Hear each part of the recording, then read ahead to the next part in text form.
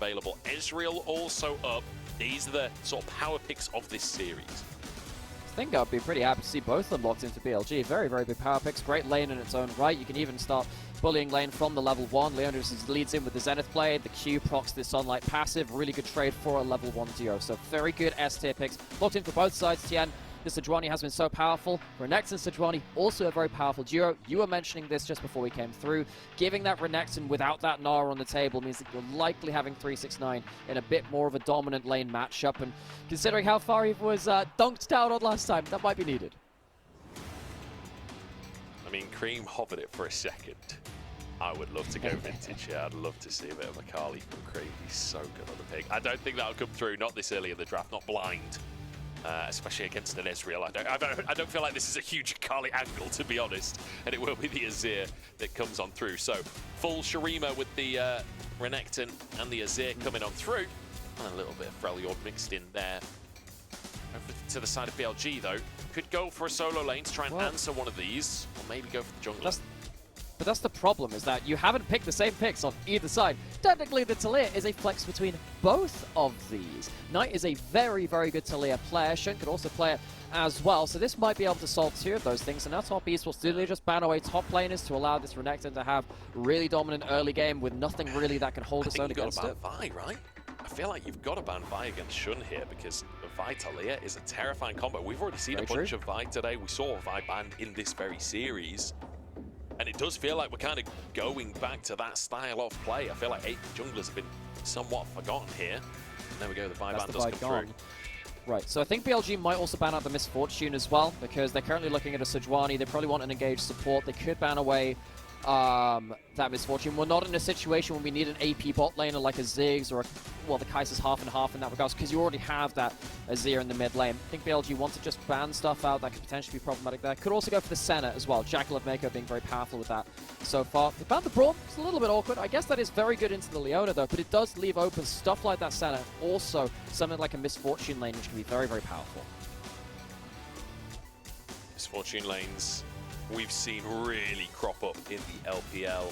I still remain unconvinced on the pick, because it really has depended who we see piloting it. However, in the hands of JackeyLove, I imagine it's pretty terrifying. Over to the side of BLG then, as the Jacks banned away from Bin. What does he want to go against this Renekton, or do we see whether or not this Taliyah is a flex?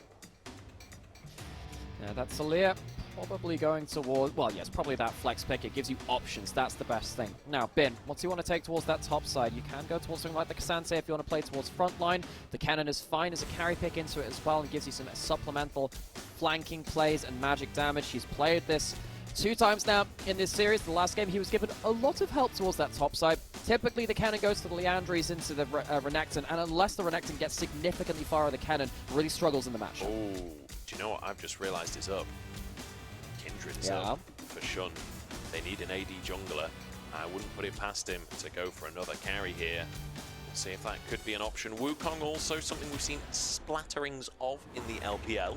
Whether or not Shun's willing to go for that is a different question. It is going to be Senna Azir once again. These scaling picks from the side of top esports, still believing that this is the way forwards. And so Ornn will come through for Meiko once more.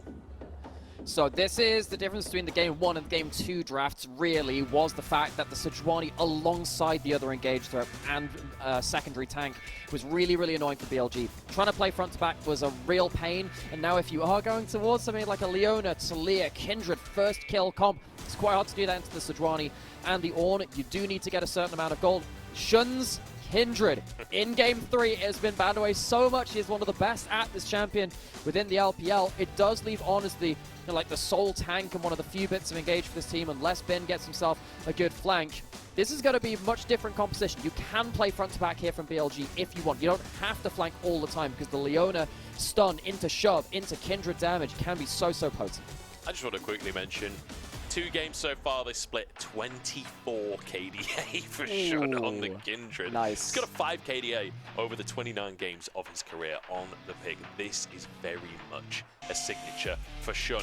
Akin to the Nidalee, but perhaps a little more late game focused, and perhaps a little bit more of an outright carry for Shun. We'll see if it's going to be enough against Tian's Sejuani here in the jungle. But once again, Top Esports go for scaling. Once again, I mean, BLG pretty much just go for pure damage across the board.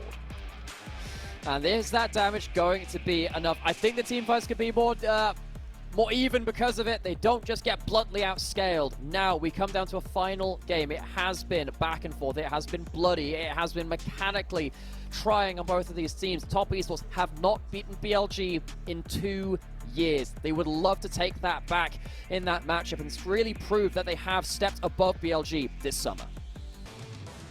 Let's find out if they can. If they can shake that monkey off of their back. BLG with a first seed coming out of the spring split. They are the reigning LPL champions. Top Esports would love to challenge that as we head towards this final game of the series. Game 3 on your screens. Let's decide this series once and for all.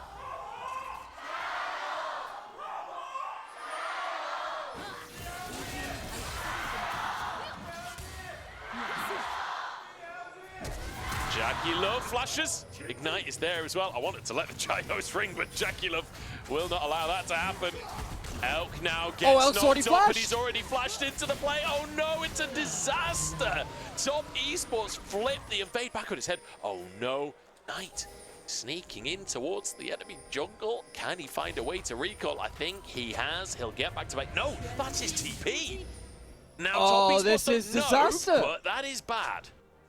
Yeah, it means that Knight won't be able to get that first lane reset in the same way. He's going to have to play around cannon waves instead of looking for that teleport back into lane. That potentially could shade things through. Like, yeah, you got to keep yourself afloat somehow. If you don't laugh, maybe you'll cry in this case. Elk dying first. Kill goes over to 369. We said that Renexa needs to get significantly far ahead of the cannon. A first blood definitely helps in regards to that. It might not be enough because Cannon is just a really not nice champion to lane against in topside, but BLG get themselves, sadly, into a deficit right at the start before the game's really even begun.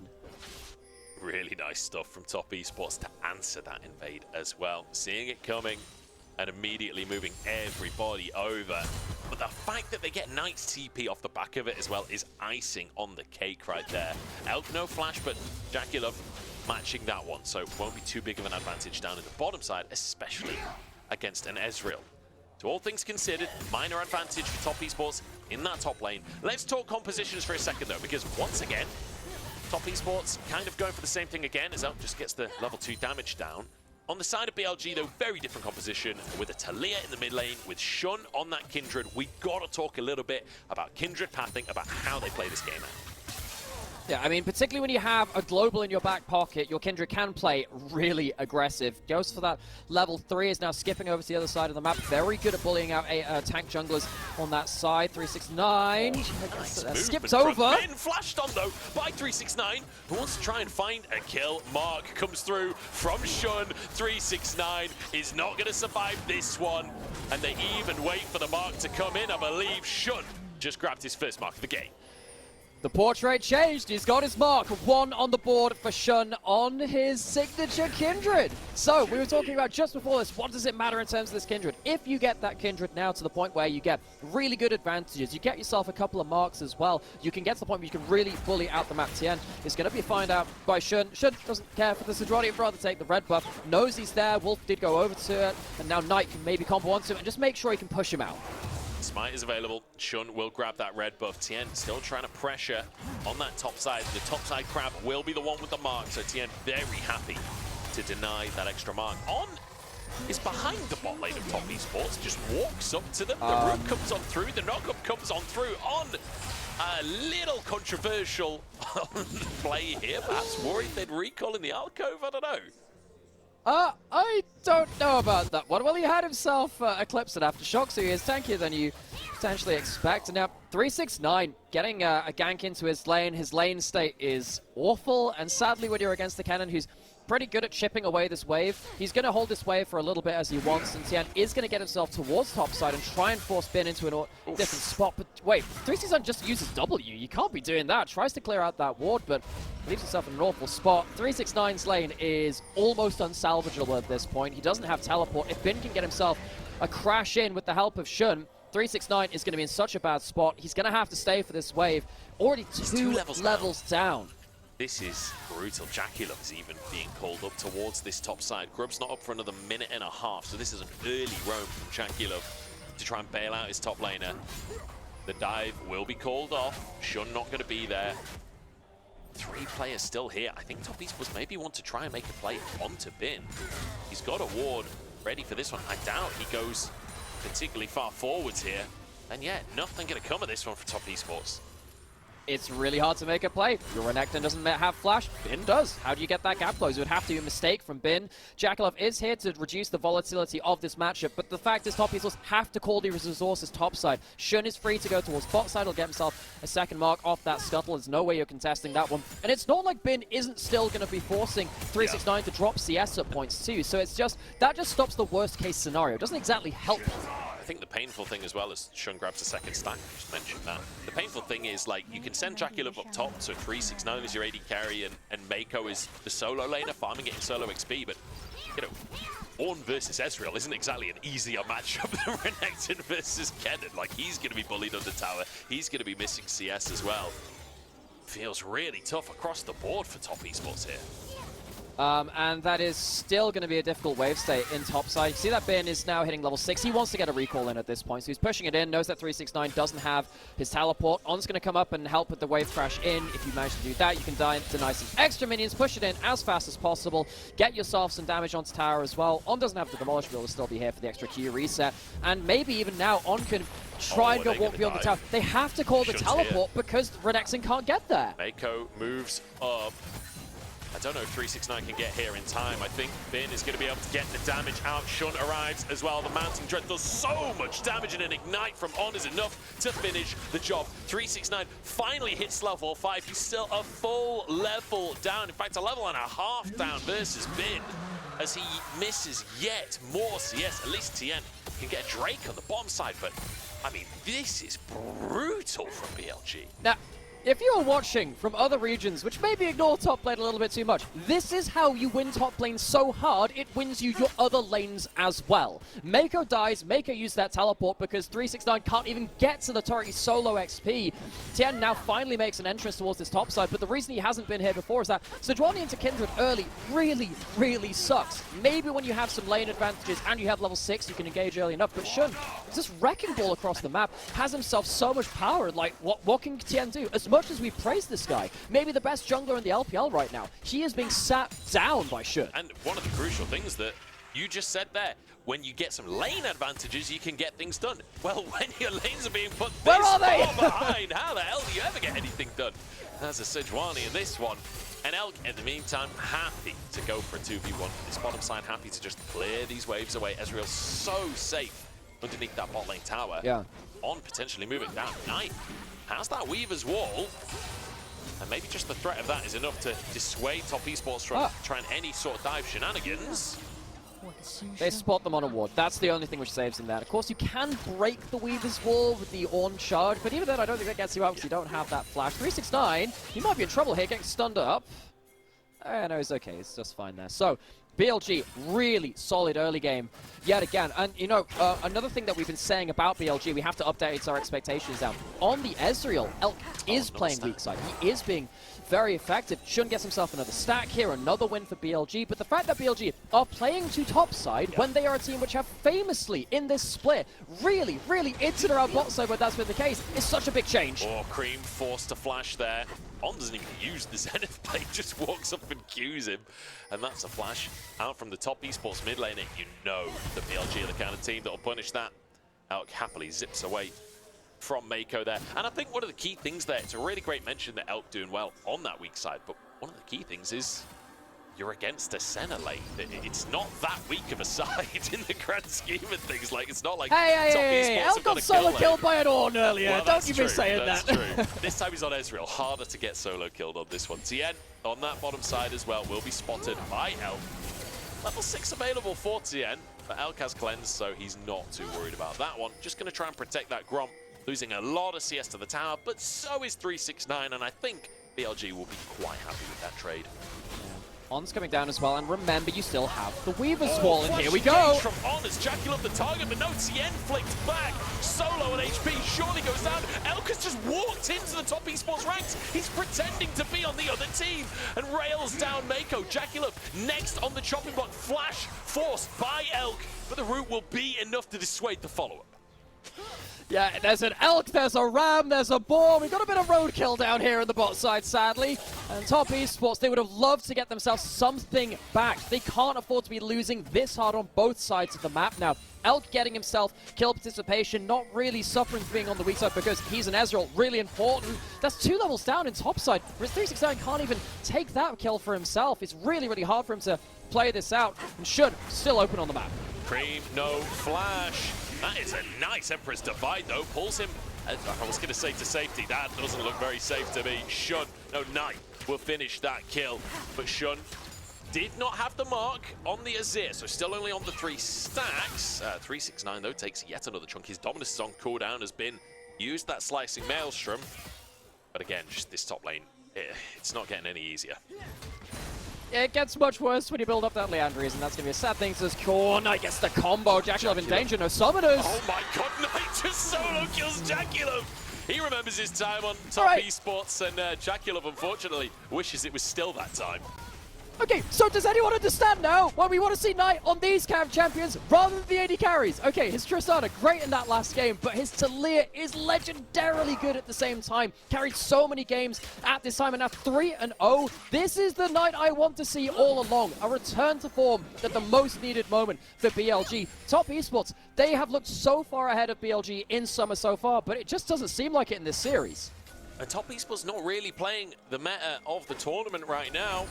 And I think BLG calling them out on this. They can't just play Senna every game. 369 caught out on the top side. TP's going to come through from both teams. Suddenly, it's a scrap on the top side as Tian moves in as well. Meiko looking to set up onto Bin here. The combo is great. Oh, but there's Shun with the Lamb's Respite to save his top laner. The flash from Bin. 369 can't get the stun, and he goes down instead. Creme has arrived on the scene, and On should die in the back of the alcove, but maybe Meiko can be answered. Flashes to the rest of the team as Knight is here. He's corralling them. He's looking for the flick back. Meiko caught, and a bonus on Creme as well. Elk here to continue carrying. Shun with a bonus, and top esports sent with their tails between their legs.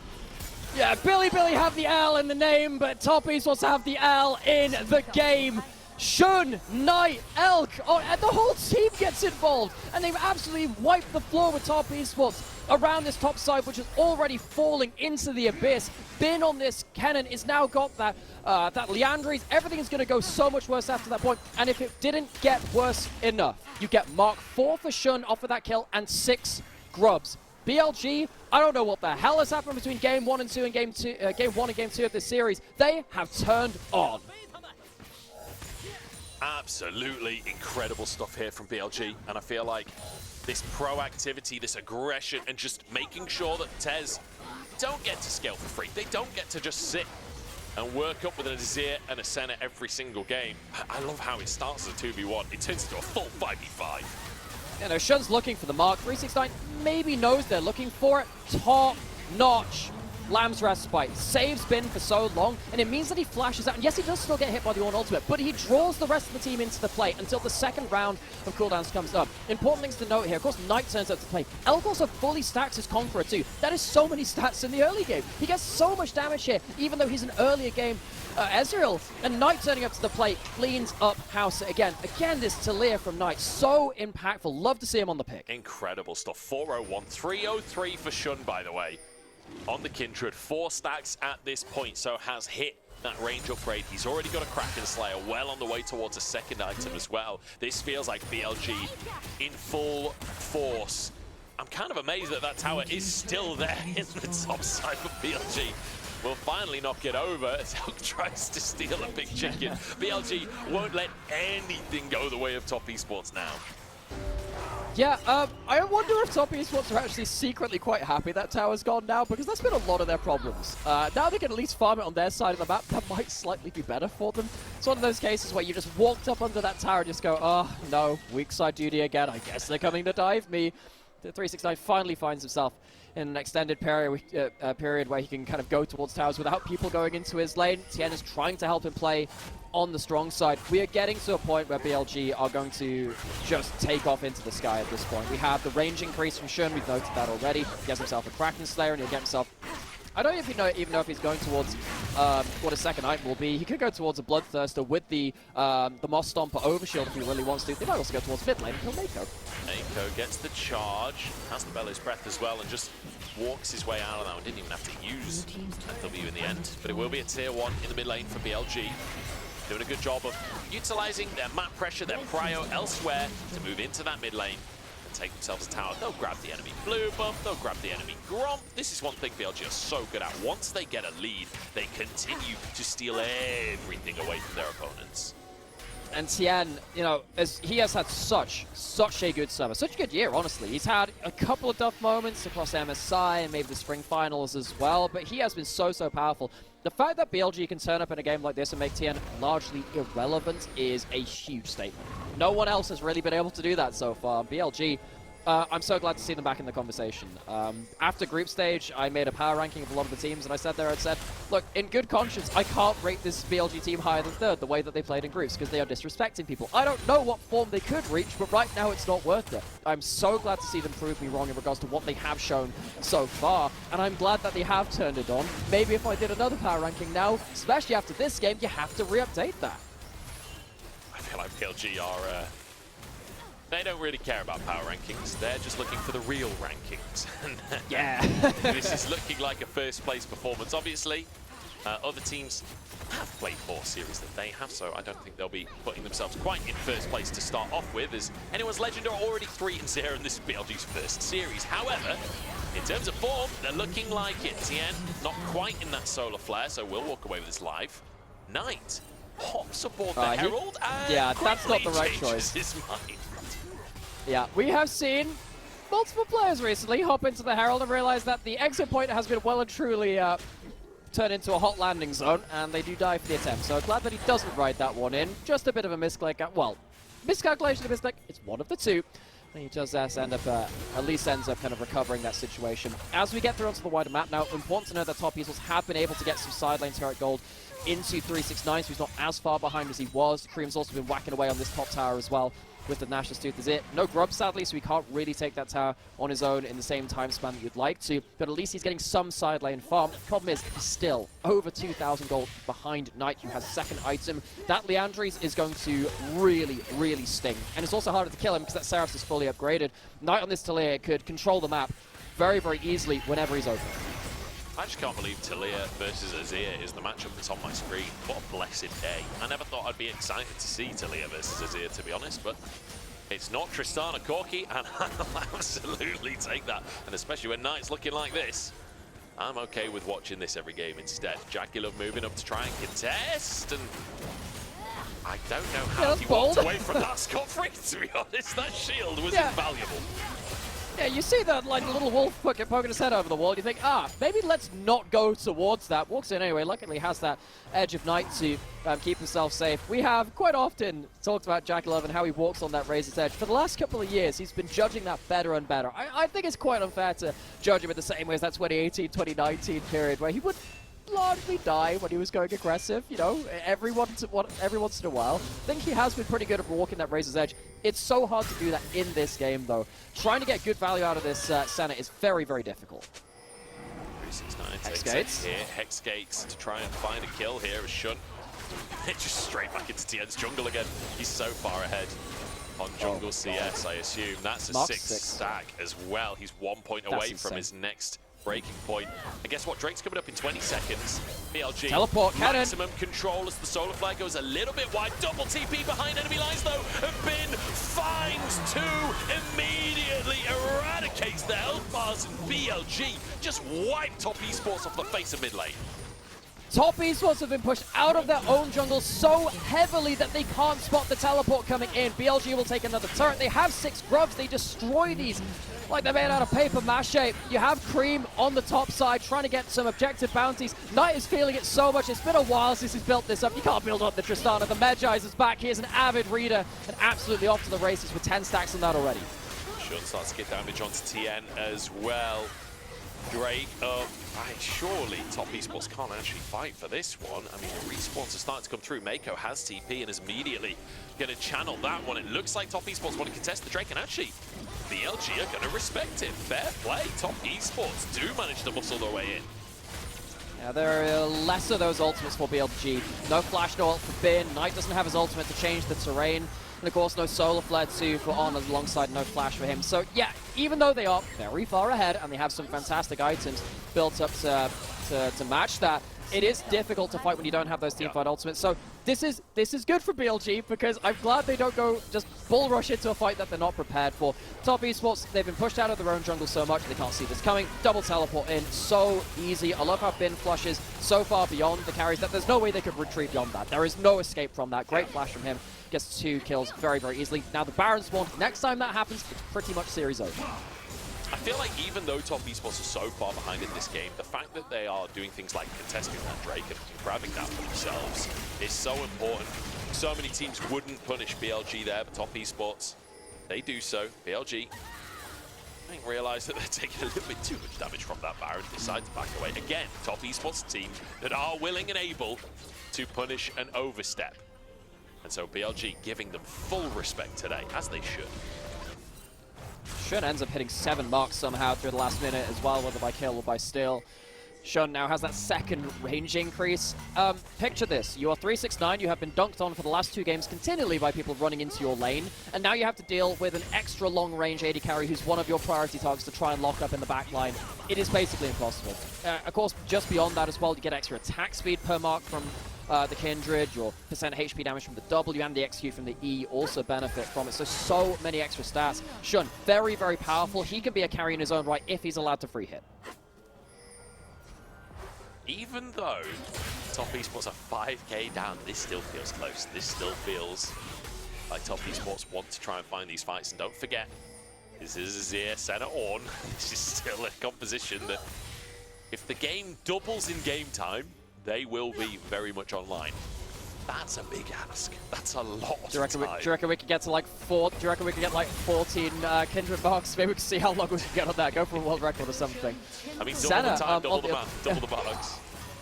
Yeah, we'll see if like, well, it gets harder to get. Look, we'll see. Shun can do it. I'll believe in you. Shun can do it. Another thing to talk about in terms of marks too is that, you know, we have JackeyLove on about the 70 stack mark. Because the game has been so defensive and JackeyLove hasn't been able to double hit a lot of people, he's not going to get to that 100 mark in the kind of time which you'd like to see from Top Esports. It's probably going to be like another 2-3 minutes. He's on, walking forwards. Watch for that solar flare. It's going to be a good 3-man True Shot Barrage. JackeyLove keeps his spell shield. If that ever gets lost, that's a problem. Here comes the Weaver Swarm.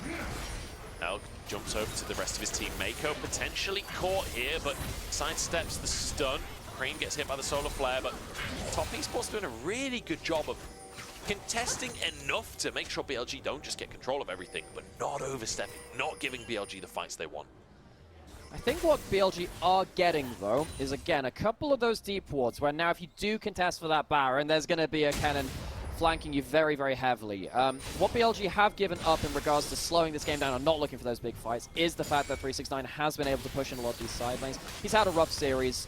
He's had a lot of pressure put into him. I don't necessarily think it's even necessarily his fault, but the fact that he has been put into so many big deficits does mean that Top Esports have had to play around that top lane just not being very powerful. I think he's done an okay job in this third game to at least get some kind of push. But if he overstays, he is very, very squishy. Oh, 369. He doesn't know. He lacks critical information. Knight arrives. The stun is there. The follow-up followed up from Nymeara. Fantastic little pick in the bottom side from both solo lanes. TP's available, so Top Esports can't even make a play towards the Baron. Follow the Forge got dodged by Elk. And now BLG can continue to pressure in the top side while Bin pushes down bottom. That was a nice teleport from Knight as well, just trying to come out of the fog of war, get an unexpected combo. Doesn't quite catch the jungler, as you rightfully said. Bin's going to start pushing this one and threaten that Thrank teleport. That's where those wards that were placed earlier are going to come in. Top Esports fighting in a 4v5. So the tower just continues to get sieged upon. Bin has 6 grubs to work with as well, remember, so he makes short work of the tier 2 in the bot side. That's 700 more gold into Bin's inventory. He already has 2.5 items. He's going to finish off a third in 24 minutes. He is very happy with how this game has gone, and BLG, despite the fact that they haven't been able to get that Baron, they are still getting advantages, and the fact that they are able to walk into the enemy jungle, it gives them more chances to get Kindred marks. They're not going to be able to get this one. I'm pretty sure that Creme will be able to take away those Krogs before he can get anywhere close to it, but it increases that chance. It means that top teams will still losing gold through jungle camps and through minions from the waves they can't defend at the same time, and if they do slip up, we know how punishing BLG can get. They're just waiting for BLG to slip up themselves. Yeah. They need to be so disciplined. It is so hard to play this, and they're already giving over objectives like this dragon. Bin is being real cheeky with it. Slicing Maelstrom is available. Okay, he gets spotted, but here comes Knight, and suddenly Creme finds himself alone. Creme thought he was supporting his jungler. Little did he know he was the one out of position. And now 369 gets TP'd on. Dominus immediately comes through, but Bin just kites it out. He just steals the minion wave away. Jackie's here. JackeyLove is here. Bin immediately pops the slicing Maelstrom, but not tanky enough on the Kennen. 369 gets a bit of revenge for the laning phase, but On is not going to let that one go unpunished. There goes the spell shield. Here come the stuns. Shun diving into the mix as Elk will finish it off. No, Shun snags another. It all starts with top Esports not realizing that their own jungle isn't theirs anymore. BLG have the writ of ownership for that one, and top Esports, they're trying to walk up again, but they just can't fight back. They're getting pushed out. Meiko slowed, mounting dread, forced to flash. They won't chase for more as TP comes in. Top Esports get a chance to punish. 3-man call of the Forge God. Creme is here with the DPS on the front line, but he's just so damn tanky. They can't quite finish these kills. 369 surviving is out, chased by Creme. The health bar's low, but a disaster for TES. Nobody falls. But they do manage to stop BLG taking the Baron. They do manage to get themselves a lot of HP bars down as well. I think that went a lot better than it could have done for them. I was expecting someone to die from top Esports, but they have given up top side. There is no vision. You're absolutely right. They stopped them the first time. They won't be able to stop them now. Did they know?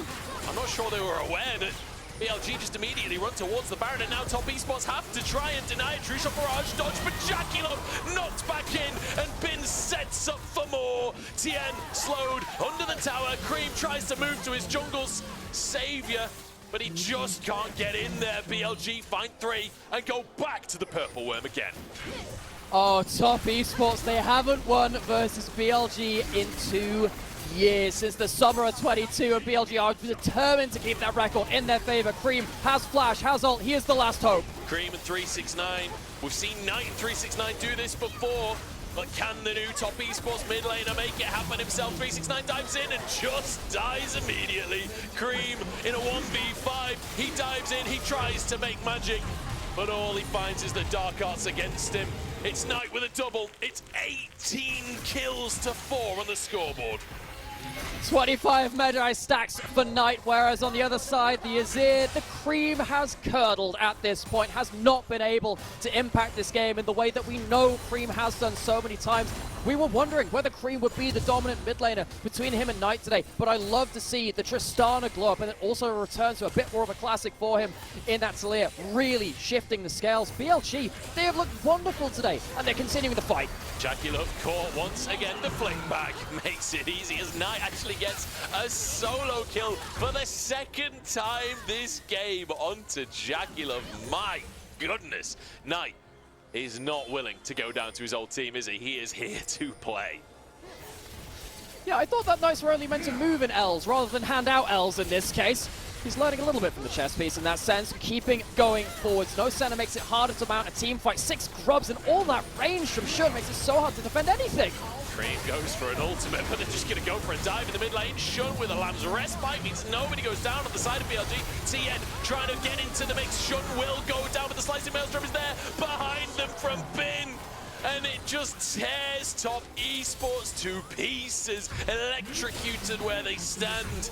And now the Nexus laid bare by BLG. It was a close game 1, it was a less close game 2, and it was a massacre in game number 3. BLG going from strength to strength, warming up as the series went on and showing why they are the reigning champions and why top Esports still haven't beaten them in 2 years.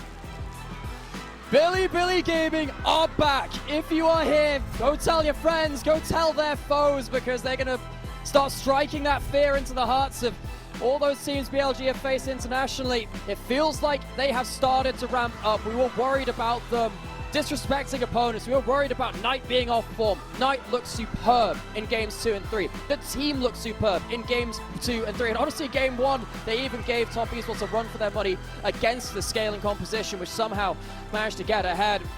Top Esports, though, this was meant to be their split. This was meant to be their time, and then felled very early by the current reigning champions of the LPL. And what a series from BLG. Just what a series. First game looked so good from Top Esports, but as it went on, BLG looked better and better. And we were talking about it in between the games. You know, game number 1, it was Top Esports looking strong